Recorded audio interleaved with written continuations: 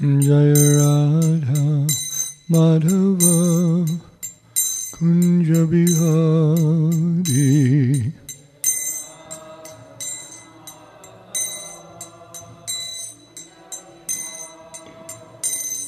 Jaya Radha Madhava Kunja Bihari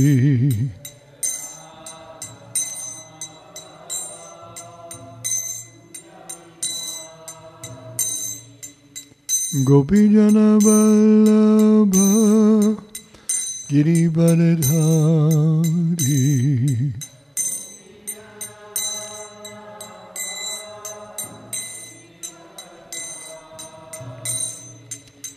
Gopijana Vallabha Girivardhari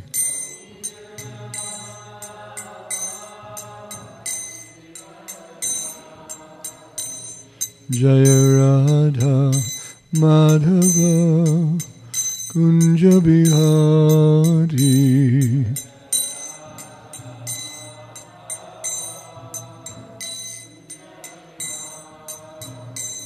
Jaya Radha Madhava Kunja Bihari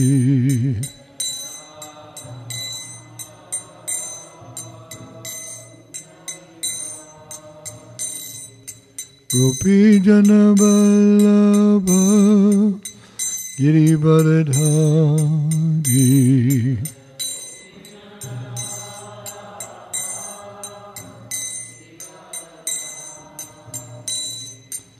Gopijana Vallabha Girivardhari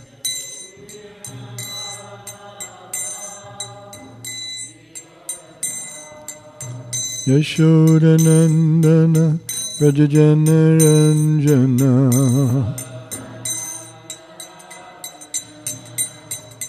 Yashodanandana Vrajajana Ranjana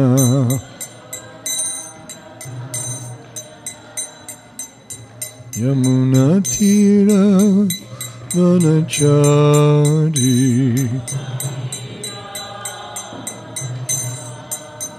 Yamuna Tira Vanachari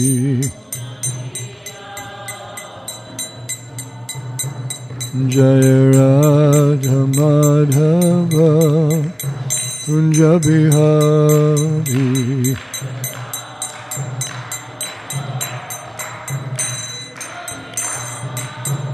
Jaya Radha Madhava Kunja Bihari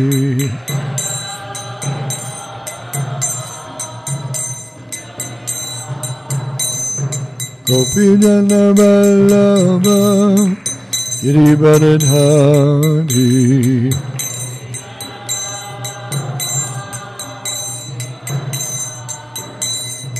Gopijana Vallabha Girivardhari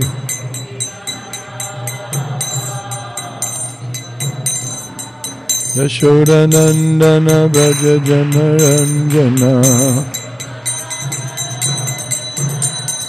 Yashodanandana Vrajajana Ranjana Yamuna Tira Vanachari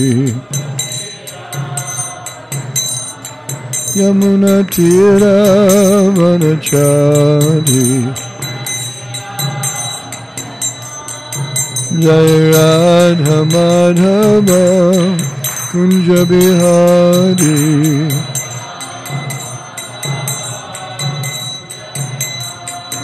Jaya Radha Madhava Kunja Bihari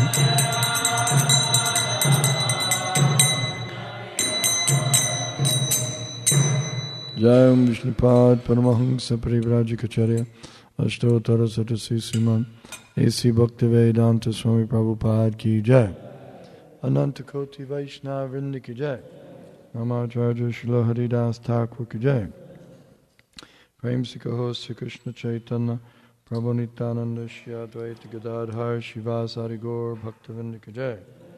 Shri Shri Radha Krishna Gopinath Shyamakunda Radha Kunda Giri Govardhan Ki Jai.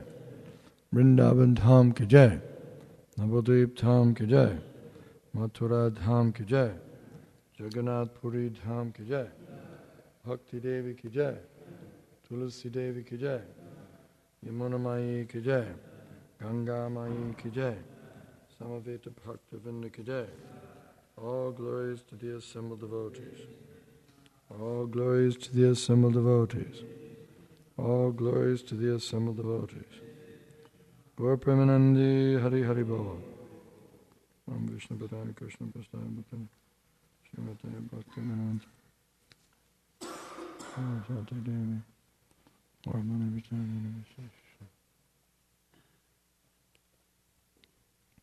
Which verse is it?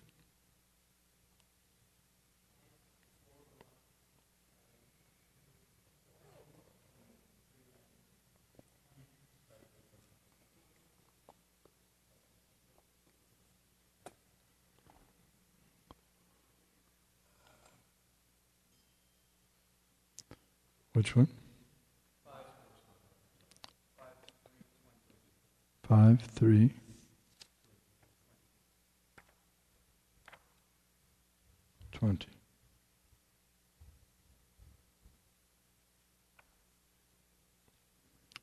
Om Namo Bhagavate Vasudevaya. Om Namo Bhagavate Vasudevaya. Om Namo Bhagavate Vasudevaya.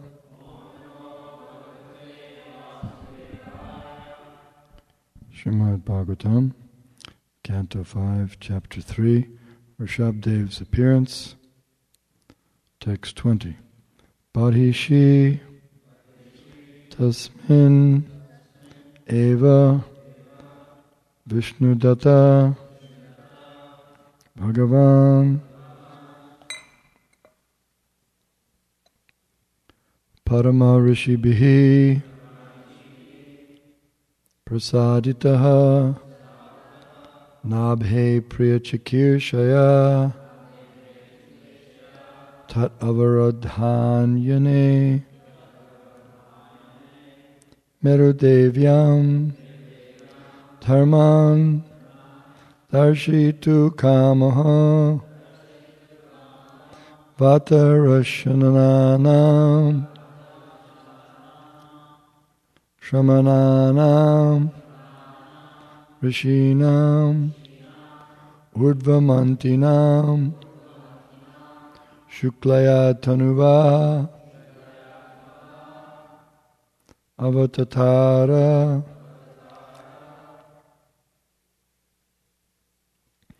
Parishitasmineva Vishnudatta Bhagavan Paramarshibi Prasadito Nabhe Priyachakirshaya Tadavarodhya Dhayane Merudevyam Dharman Darshaitu Kamavata Rashananam Shramananam Rishinam Urdvamantinam Shuklaya Tanuvavatara Parishitasmineva Vishnudatta Bhagavan Paramarshibi Prasadito Nabhe Priyachakirshaya Tad Avarodhayane Merudevyam Dharman Darshitu Kamavata Rashananam Shramananam Rishinam Urdvamantinam Shuklaya Tanuvavatara Parishitasmineva Vishnu Datta Bhagavan Paramarshibhi Prasadito Nabhe Priyachakirshaya Tad Avarodhayane Merudevyam Dharmam Darshaitu Kamavata Rashananam Shamananam Rishinam Urdvamantinam Shuklaya Tanuvavatara. Someone else can chant.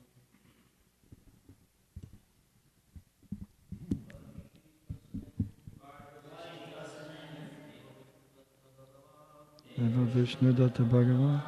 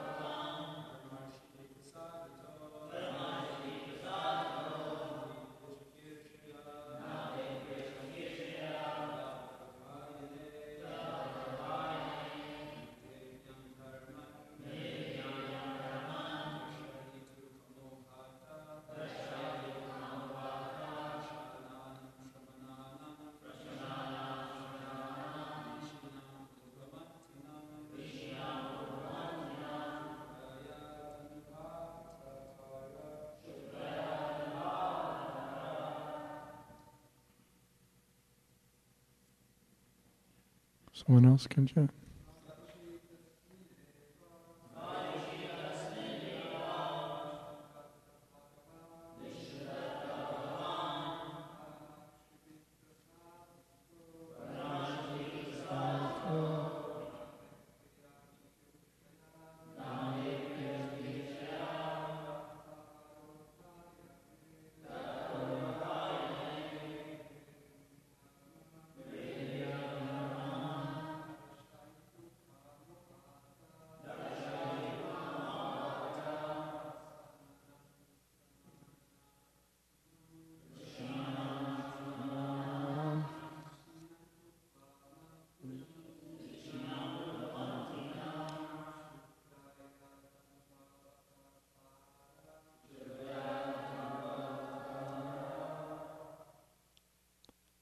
Ladies.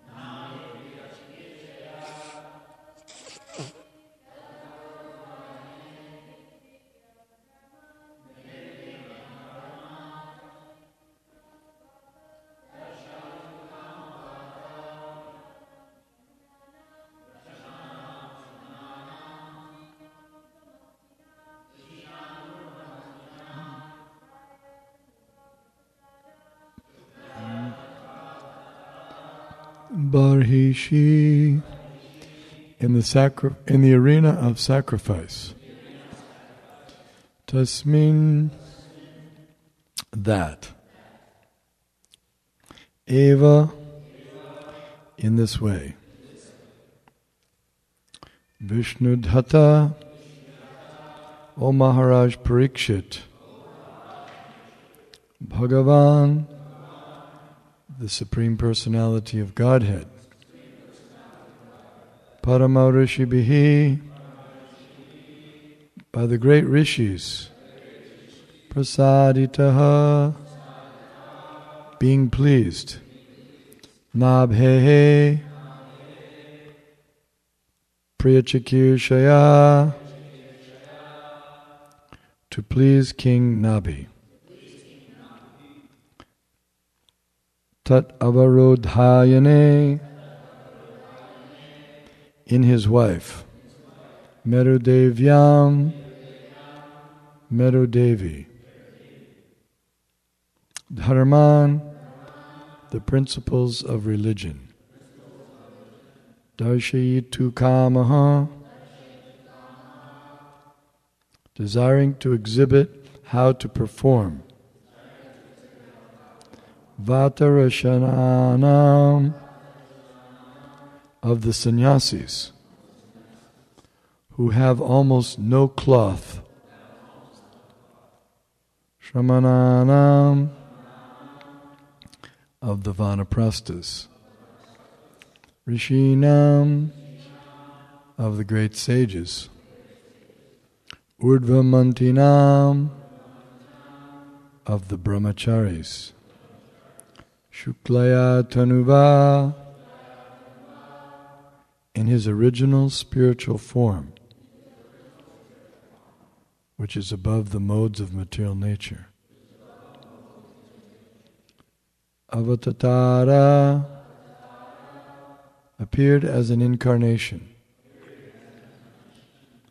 Translation: O Vishnu Datta Parikshit Maharaj, the Supreme Personality of Godhead was pleased by the sages at that sacrifice. Consequently, the Lord decided to personally exhibit the method of executing religious principles as observed by brahmacharis, sannyasis, vanaprasthas, and grihastas engaged in rituals, and also satisfy Maharaj Nabhi's desire. Consequently, he appeared as the son of Merudevi in his original spiritual form, which is above the modes of material nature. Someone can read the purport?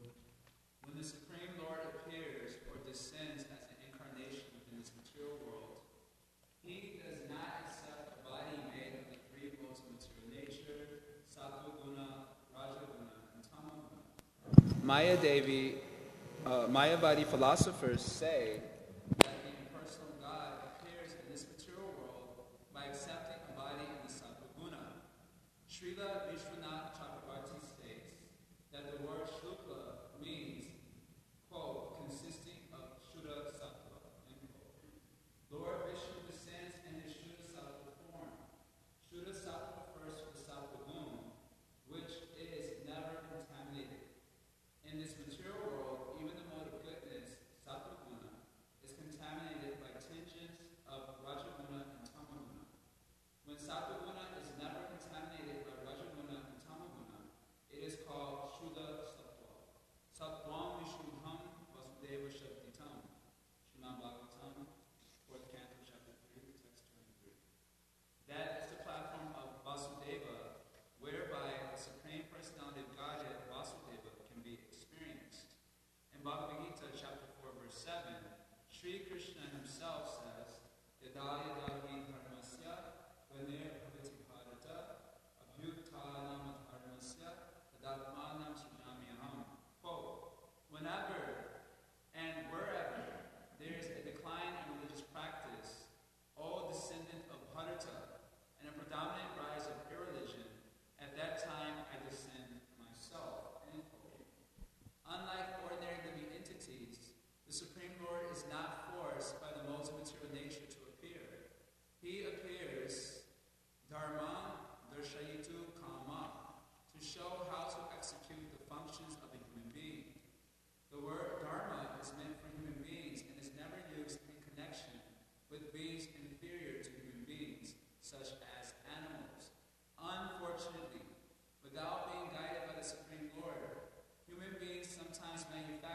process of dharma by concoction. Actually, dharma cannot be made by man. Dharmam tu saksha bhagavat pranitam. Srimad Bhagavatam, 6th Canto, chapter 3, verse 19. Dharma is given by the Supreme Personality of Godhead, just as the law is given by the state government. Man-made dharma has no meaning. Srimad Bhagavatam refers to man-made dharma as kaitava dharma, cheating religion. The Supreme Lord sends an avatar incarnation to teach human society the proper way to execute religious principles. Such religious principles are bhakti marg. As the Supreme Lord himself says in Bhagavad Gita, Sarva dharman prityagya mam ekam sharanam vraja. Srimad Bhagavad Gita, chapter 18, verse 66. The son of Maharaj Nabhi, Rishabhadev, appeared on this earth to preach the principles of religion. That will be explained in the 5th chapter of this 5th canto. Thus end the Bhaktivedanta purport to the 5th canto, 3rd chapter of the Srimad Bhagavatam, entitled Rishabhadev's appearance in the womb of Meru Devi, the wife of King Nabhi.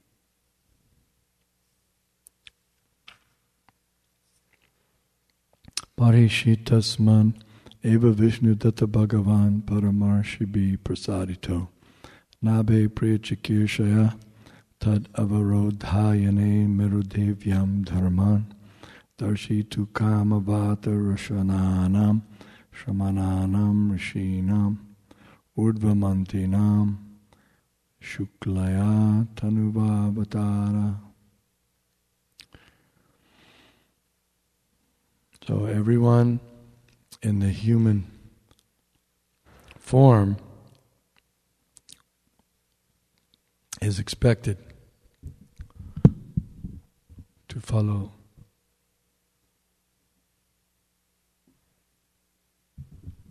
the Dharma, the occupational duties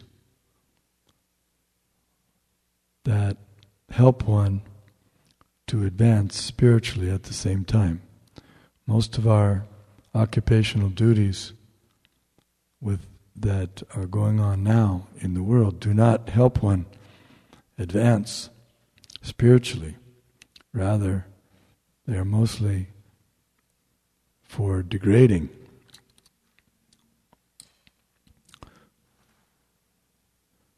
The occupations are not conducive for making spiritual advancement because they don't know Bhagavan. Dharmam tu sakshat bhagavat pranitam. Bhagavan means that the Dharma is given by Bhagavan. Chaturvarnyam maya shrishtam guna karma vibhagasaha tasya kartam apimam vijikartam avyam. Krishna says that he initiated the 4 divisions of society. 4 divisions means Brahmana, Kshatriya, Vaishya, and Shudra.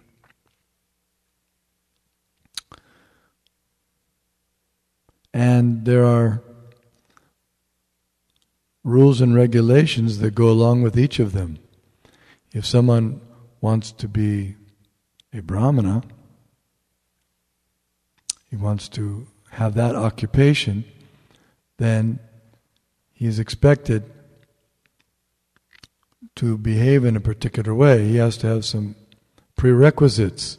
Just like if you want to enter a law college, you go and you say, I want to go to law school. They say, okay, let's see your prerequisite, your credentials from the other schools. He says, no, I haven't got any. Then they say, you can't enter. You can't become an attorney. And you can't become an attorney unless you pass the law school. So one cannot become a Brahmana unless he's met all the requirements for the Brahmana. And that means, without being a Brahmana, no one can teach. At least not teach real knowledge. when we say vidya or jnana, real vidya or jnana refers to knowledge about the self, not just how to hammer a nail into a piece of wood. That's not knowledge. That's shilpa. That's just a trade. That's a different thing. Even the animals have their trades. They know how to. A mouse knows how to wait till things are quiet. Then he comes out, and the cat knows how to wait until the mouse comes out, and then eats the mouse. So these trades are not considered knowledge. Therefore, what's going on in the name of education is not really knowledge. It's simply for economic development, but that's available for the animals and all the different species. Even the plants, they have their program for economic development and for eating and sleeping and mating, all these things. Everyone's doing that. But hina, without dharma, dharma hina pashubi samanam. Without dharma, then it's animals. So you see here, the Prabhupada pointed out that dharma is not for those below the humans. It's only for humans. And if humans don't take up dharma, if they don't know what dharma is, then they're not humans, they're pashu. They're in the category of animals. There's a nice verse, Yasyatma buddhi kunape tridatuke svadi kalatradishu boma ejadi.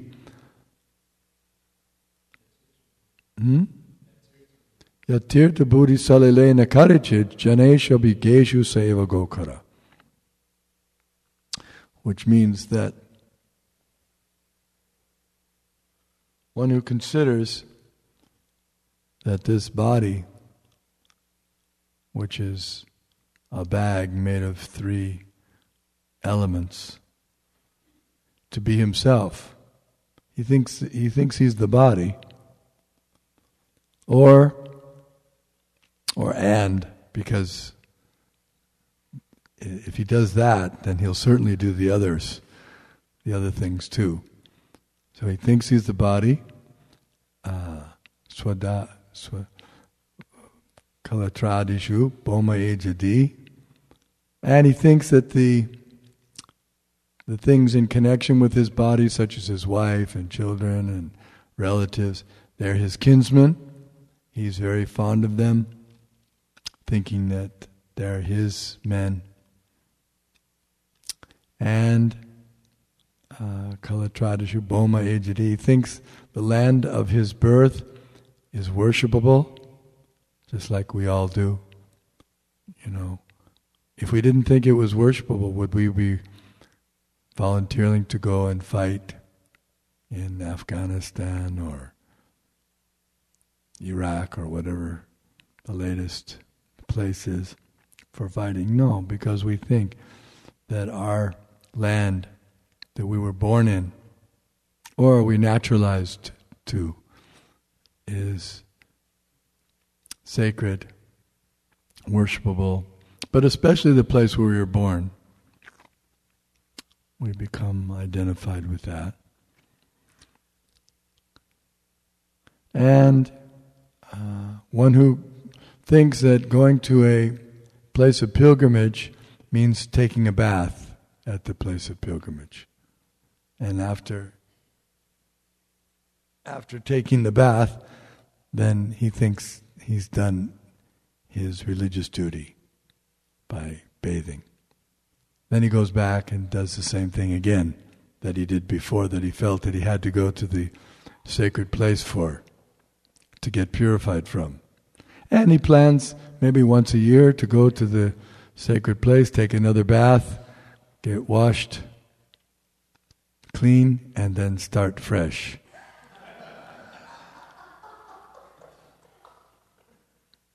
And so such persons are compared to Sa eva gokara. Go means cow and kara means asses. So the cow is very innocent, not known to be intelligent, and the kara, the ass, is the most foolish of all animals. So one who meets these qualifications is in the category of animals, and he doesn't know anything about Dharma. So we know that there are no colleges and universities and schools that are teaching about Dharma or transcendental knowledge, that we're not this body, that we're spirit soul. This information is not being taught. What to speak of Dharma? Dharma, you can't have Dharma without Bhagavan. How can you have Dharma? Because the whole Dharma, Dharmam to Sakshat Bhagavat Pranita, it's like having laws, government without a state. You have to have. And the Varnashrama Charavata Purushena Parak Puman Vishnu Aradyate Panta Nanya Tattva Shukaranam. The whole Varnashram system is meant to bring one to the point of worshipping Krishna.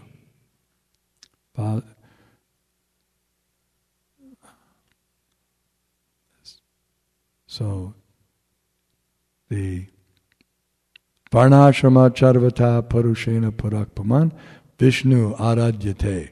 So to worship Vishnu, that is the purpose of the Varnashram system. So without Vishnu, how can there be Dharma? And you can't make up a Dharma that's not Varnashram Dharma. Because no one can create Dharma except Bhagavat Pranitam. Only he can give Dharma. No one else can make up Dharma. We cannot, in one community of Chicago, we cannot say we get together and we form a group and we have council meetings, we elect officers, and then we decide to pass some resolutions. Cannibalism is legal in our community. It will not be appreciated. It will not be accepted. You can say, but we passed the resolution, here it is, and we have this council, and we elected officers, and we even wrote down the resolutions. We kept them in the minutes book. They say, no, you can't do that. You have to follow the laws of the state. You can't make up your own. So-called religion, kaitava dharma. So-called religion means, in the name of religion, so many things are going on, just like eating animals because they have no souls. That's not religion. That you made that up. That's cheating religion. Or so many things that are going on. Illicit sex. They don't know what the definition of illicit sex is. So, even within marriage, what to speak of outside of marriage, they're having illicit sex.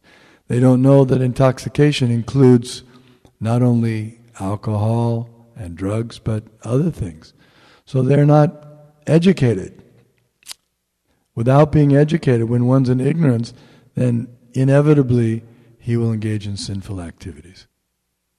That's what it means to be ignorant.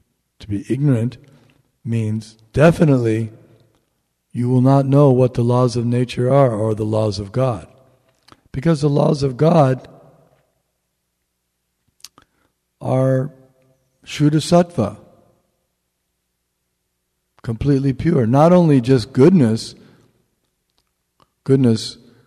when we think of someone who's good in the material world, we think of someone who likes to do some welfare activities for humans or animals or something like that, the environment.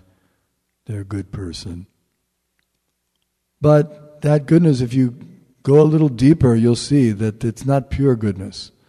There's some things in their character that are not good. Because they don't know, because they're in ignorance. It's mixed with ignorance or passion. They're good most of the time, but sometimes they speed while they're driving. So that's mode of passion. So it's not completely good. We may see that in ourselves also. That we don't have completely good motives, completely good character, completely good activities, completely good thoughts.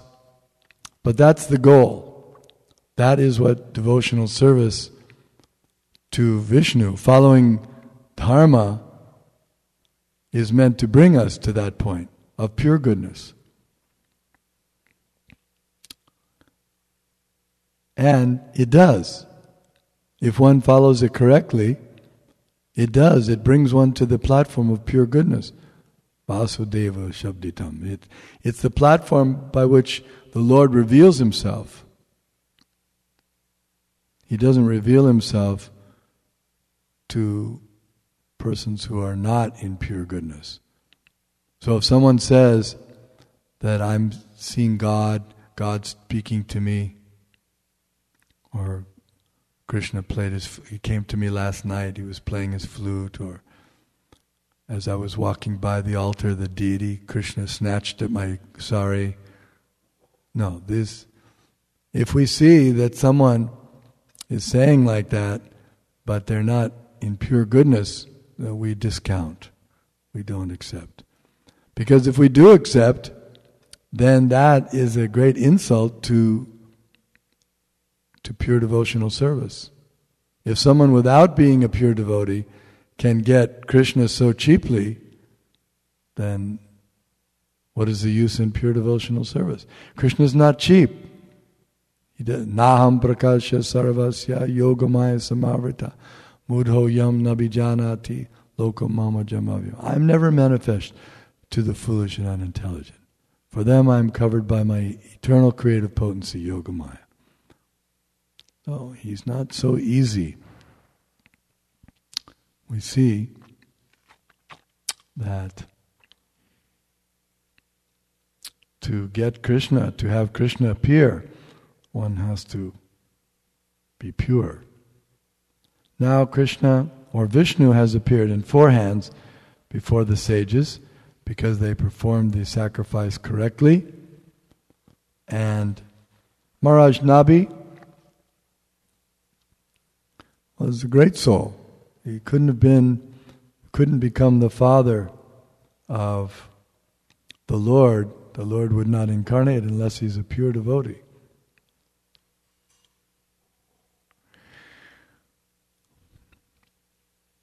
Externally it may appear that he wanted a son, but actually he wanted a son like the Supreme Lord. But there's no one that compares to the Supreme Lord, so the Lord agreed to come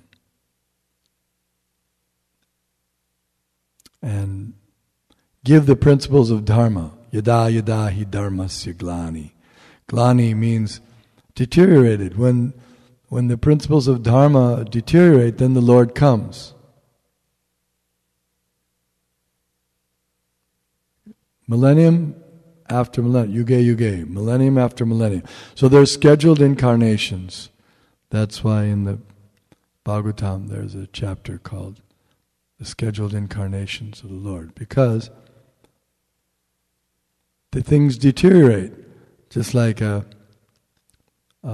manager of a company. Let's say he's got several branches. So every once in a while he goes and visits the branches to see that everything's going on nicely, because he knows if I don't go, they'll start to adopt different things. They won't follow the policies. I have to check on the accounts. I have to make sure they're keeping it clean. I have to make sure that they're closing at the right time, not closing early, because they want to go to the party tonight. He has to check on everything. So the Supreme Lord has to come, make sure everything's in order. And if it's not in order, then he chastises the wrongdoers, the miscreants. They get chastised. And those who are doing well, they get protected. And sometimes he has to, if things get really deteriorated, then he has to reestablish principles. It's like he told Arjuna that this system of yoga has been lost, so now I'm recreating the system by establishing you as the disciple. It was spoken, the same science was spoken, Imam vivasvate yogam proktavan aham avyam vivashvan manave prahur manurikshvakave bravit. He was spoken to the sun god, Vivashvan, etc., but it got broken. So, reestablish. And the Varnashram system is, in a sense, material because it's dealing with the three modes of material nature. The Brahmanas are in the mode of goodness, Kshatriyas are in the mode of passion, Vaishyas in the modes of mixed passion and ignorance, and the Shudras are in ignorance. So it's dealing with them, trying to elevate them. But Sanatana Dharma is even a higher principle of religion. And if one adds Sanatana Dharma to the Varnashram Dharma, or makes it the Daivi Varnashram, then that makes it Daivi. It becomes spiritual. So, Brahmana or a Brahmachari, here it says, the Brahmacharis are meant to be devotee Brahmacharis, Vaishnav Brahmachari, or Vaishnav Brahmana, or Vaishnav Kshatriya. There are examples of all these. Or Vaishnav Grihastha, Vaishnav wife, Vaishnav Vaishya, all these things. Nanda Maharaj was a Vaishnav Vaishya. So this is the duty of every human being to learn these things and to follow them very strictly. Someone may say, well, why should I follow so strictly? I can just go to Radhakund and I'll be able to, get Krishna Prema very easily. No, without following the principles of Dharma, one will not be able to make spiritual advancement. He's not qualified to approach there. Krishna won't allow him to stay. So, and if one is following the principles, then it doesn't matter where he is. He'll be in the transcendental platform. He'll be in Radhakund everywhere. Advaita Acharya said to Lord Chaitanya Mahaprabhu, "My Lord, wherever you are, that is Vrindavan." And the principle is that one who's not just Lord Chaitanya because he's the Supreme Personality of Godhead, but anyone who's engaged in pure devotional service to Krishna, wherever he goes, he makes that place Vrindavan. Because he's always worshipping Krishna, and he's always chanting Krishna's name, and he's using everything in Krishna's service, so everything he touches becomes spiritualized, it becomes Krishnaized. It's in the fire of Krishna consciousness, just like a iron rod. When it's put into the fire, it becomes like fire, just red hot. So, That is Yukta Vairagya, using everything for the purpose of Krishna. And in that way, even this body, which is a network of paths leading to death, becomes purified and spiritualized.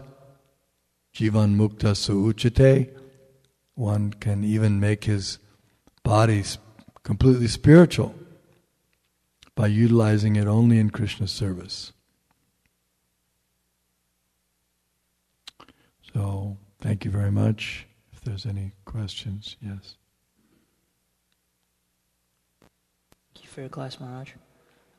You were explaining about Shuddha Sattva, purity, and my question is it necessarily the case that those who attain that high platform of pure goodness in this life started their devotional service with a high amount of Sukriti, or someone who doesn't have that much Bhakti Sukriti can still, if he has the right association in this life, attain that high level of purity?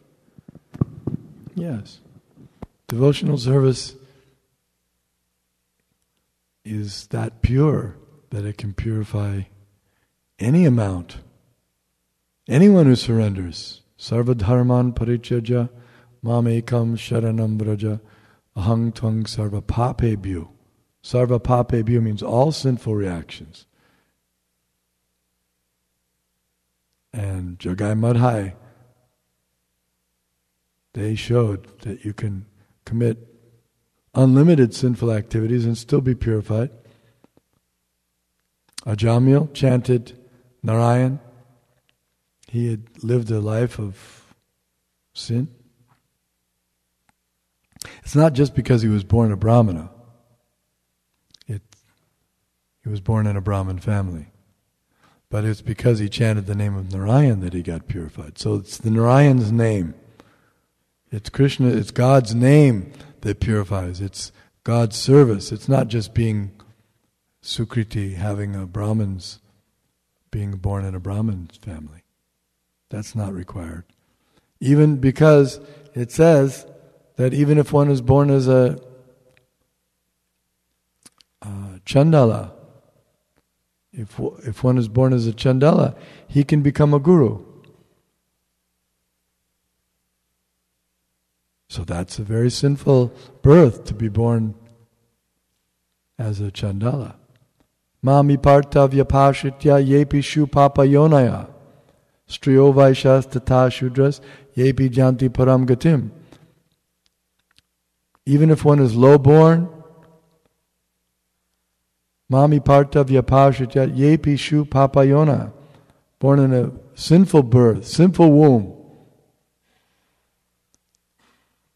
Yepi shu papayona, striyo vaishas tata shudras, yepi janti param gatim. But if one surrenders to me, Krishna says, he's delivered. He comes back to me. So yes, there's no disqualifications. No matter, you can be as sinful as you like. But if you take up pure devotional service under the guidance of a bona fide spiritual master, then you can become eligible to go back to Godhead.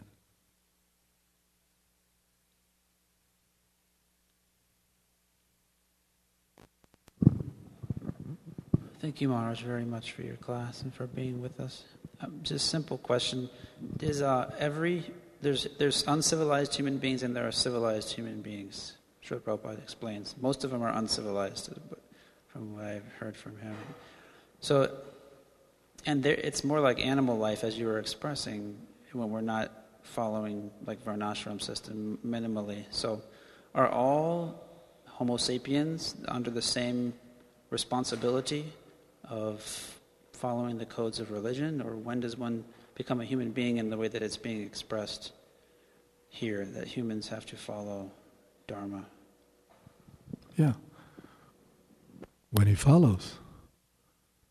When he follows, then he becomes human being. Before that, he's uncivilized. He's not following. So how does he follow? Either by being born, like being born in India, where they follow, or they used to follow, or some may still follow. So being born there, that's a good advantage just by birth. To take a birth in Bharata Bhumite Hoila Manusha Janmajar Janma Sarta Kari Kara Parupakar. That's a great opportunity. Or by coming in contact with someone who's following and learning from them. Either way. Yes.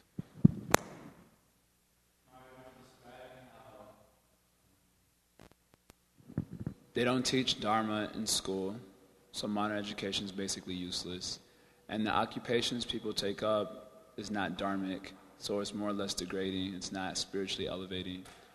And yet we see within our communities that we do, it is seen at least, oftentimes encourage people in their educational pursuits, and also take up various materialistic jobs for maintaining themselves, which is also required to perform devotional service. So how do we understand the complications? That's secondary suggestion. The first suggestion is you just surrender to Krishna, work for Krishna. Krishna takes care of everything. That's the first. If you can't do that, then there's other alternatives. There's other ways that... But if I remember a discussion Prabhupada was having with a gentleman in India. Man said, I'm ready to join with my family. And Prabhupada said, yes, come, join with us, live with us. He said, you just do what we say, and we'll take care of all your necessities. Simple. He had children, he had family, everything. So, that's the higher principle. If one can do that, then... And then, as far as the particular activity, that's up to the spiritual master. Spiritual master will engage him in some activity. Just like we had the 3 Grihastha families. One had a child in 1967. Later on, he sent them to London to start a center in London. So was it Brahmana? Was it Kshatriya? Was it Vaishya? Was it Shudra? It was transcendental. It was to spread Krishna consciousness.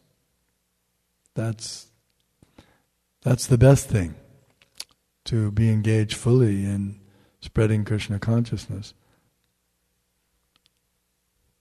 And as far as maintenance, Krishna is maintaining all the living entities.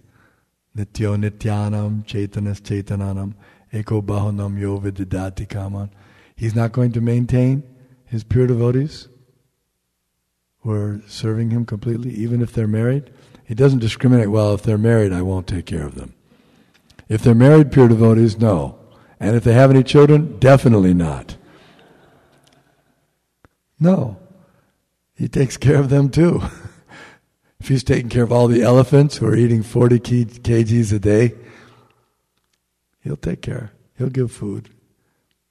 But if we're not ready for that, then there's other ways. It's like we may not do everything first class.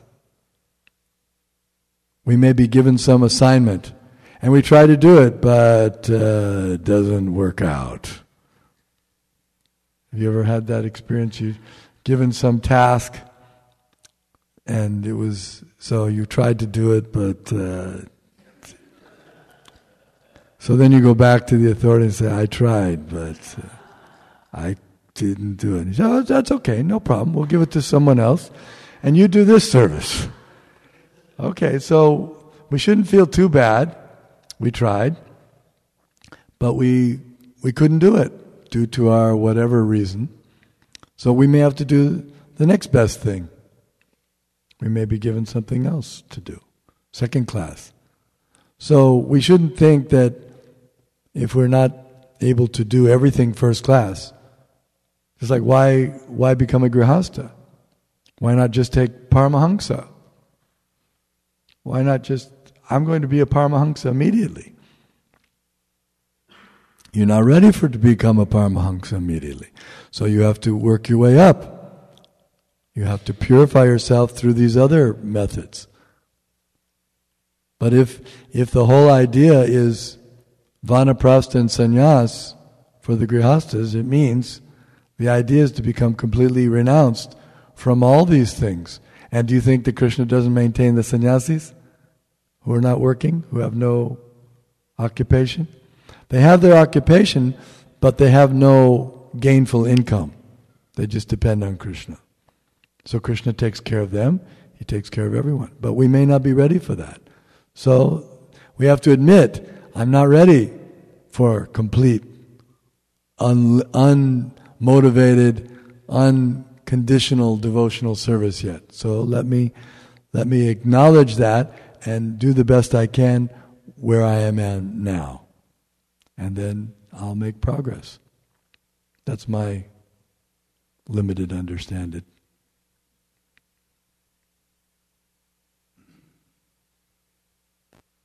Thank you, Maharaj. I had a question on Varnashram. It seems that Prabhupada just is very consistently stressing on the necessity of implementation of this system.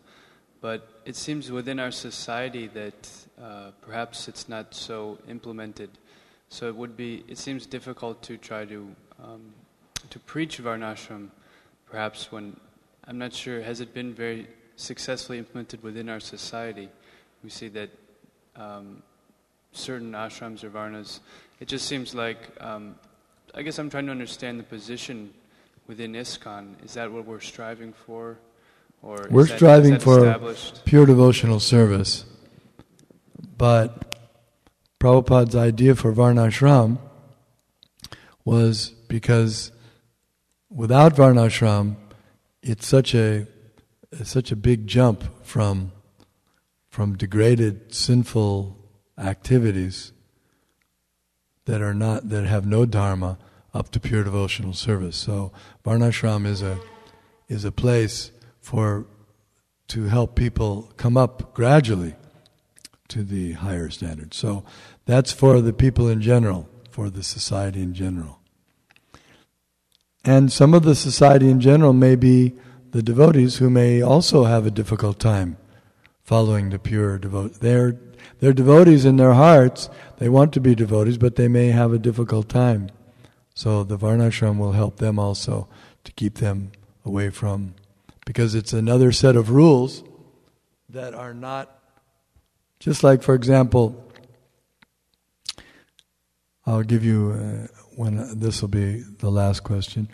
When I was visiting South Africa in 1980, I was asked to come and help start the Bhakti program and training. So we started, and they were all Indians, because we were preaching amongst the Indian community there.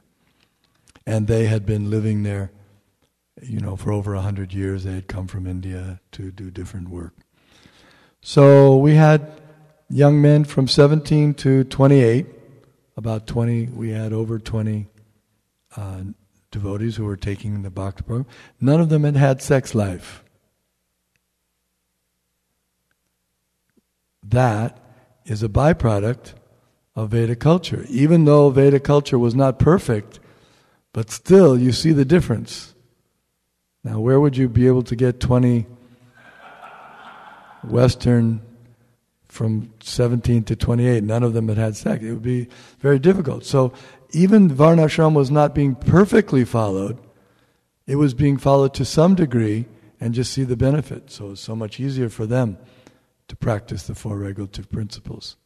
So that there's a saying that an elephant, dead or alive, is worth 1 lakh of rupees. So when the elephant's alive, it does a lot of work. It's very strong. It can pull 10,000 pounds.